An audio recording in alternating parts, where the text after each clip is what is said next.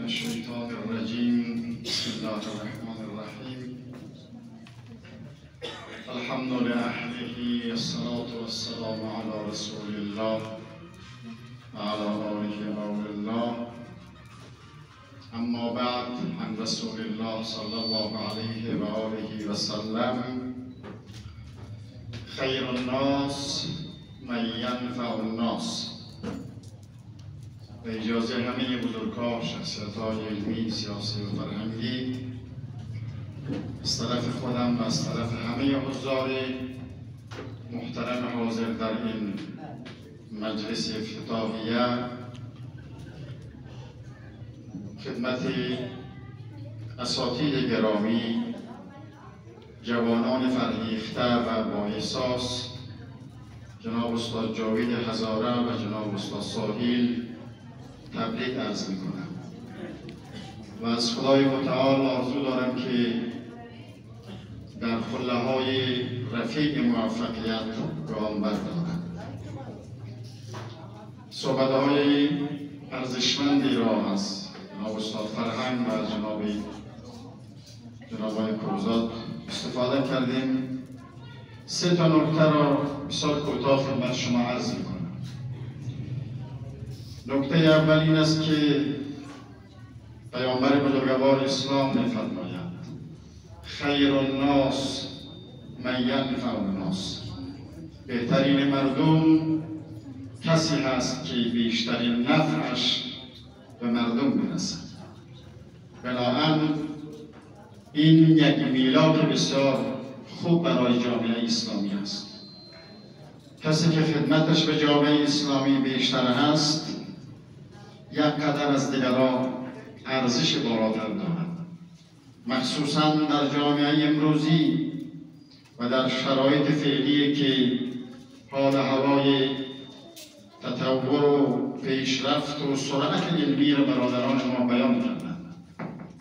ما در شرایط عجیب قرار گرفتیم. ما از یک طرف، اگر دوستان ما ناراحت نشوند، در یک شهر زندگی میکنیم که مطلقاً شهر مصرفی هست. شهر با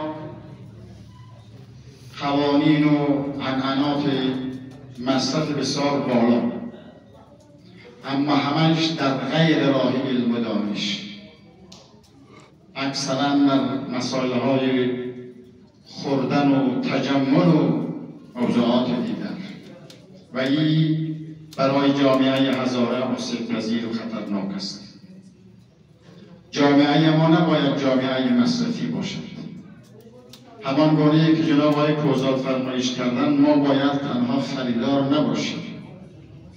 پول‌هایی که از بیرون به این شهر وارد می‌شود باید بیجا مصرف نشود، در راه‌های خوب مصرف شود، مخصوصاً در راه کسب علم و دانش. اولین آیه‌ای که خدای متعال برای پیامبر فرستاده است، مردم را به دانستن، به خواندن، به علم تشویق کرده است. بنابراین خواندن یک دستور الهیه، علم آموزی یک دستور الهیه، علم یاد گرفتن یک وجیبه شرعی و در عین زمان انسانی است. ما در شرایط قرار داریم که کشورهای دنیا توسط ربات گارسون‌های هتل را تعیین کردند. از امروز به بعد لشکر انسانی در جنگ‌های کشورها ضرورت نیست. ربات‌ها جنگ را پیش می‌برند و از این روز به بعد مأمور و مدیر محاسبه در بانک‌ها وجود ندارد. خودکار همه مسائل‌ها حل می‌شود. موبایل‌های هوشمندی که در جیب همه مردم ما هست، اینا نمونه‌های دیگری از پیشرفتی. سفرهای بسیار عجیبی که در ماهواره‌ها، در کرات آسمان‌ها و در کهکشان‌ها توسط انسان شروع شده است، ما و شما در اولی کوشش هم قرار نداریم. انسان‌ها را خداوند 2 تا ابزار شناخت داده. یک قوای پنجگانه است. با چشم ما میبینیم، با گوش ما صدا را تشخیص میدیم، مسائل قوای پنجگانه. از بدن خود ما و از خارج از دنیای خود ما سایر دنیا را با این قوای پنجگانه میشناسیم. وسیله دوم عقل است که توسط عقل مسائل های فلسفی، ریاضی، تکنولوژی رو باید یاد بگیریم. هر دو را ما در اختیار داریم. چرا از سایر کشورها و مردمها عقب مانده هستیم؟ برای اینکه نظم در زندگی ما وجود ندارد. بیشترین ساعات 24 ساعت روز ما در خواب میگذره.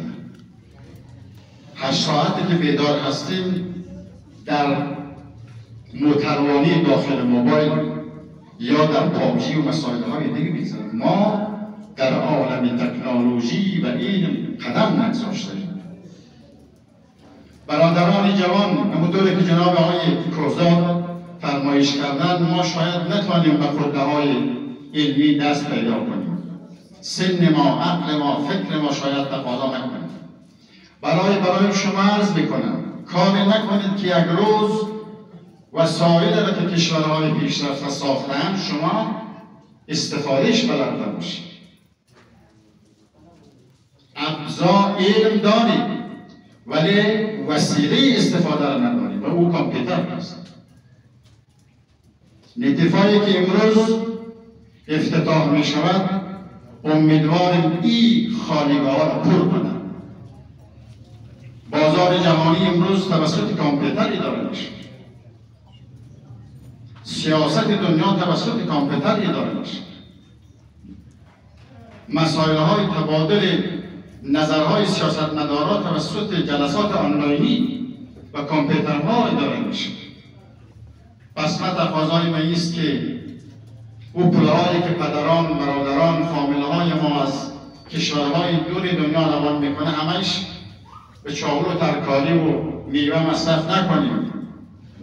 مکتب برویم، کورس‌ها و سنترها برویم، کامپیوتر یاد بگیریم و سرمایه‌های علمی خود را بیشتر بسازیم. ما از کاروان علمی دنیا عملاً پس مانده و عقب مانده.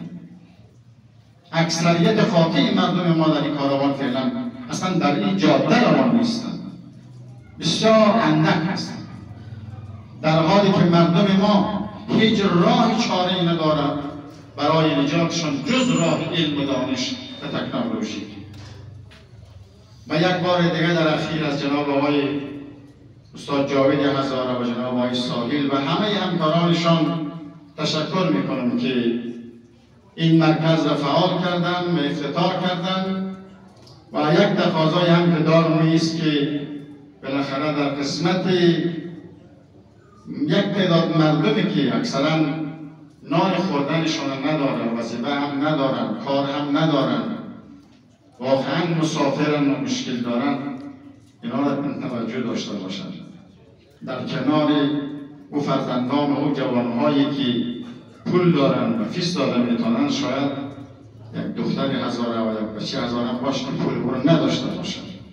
بنابراین میگن زکات العلم نشره.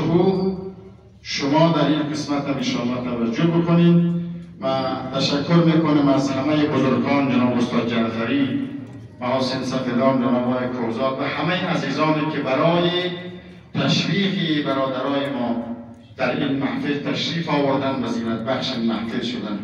بیشتر از این مزاحم شما نمیشوم و السلام علیکم و رحمت الله و برکاته.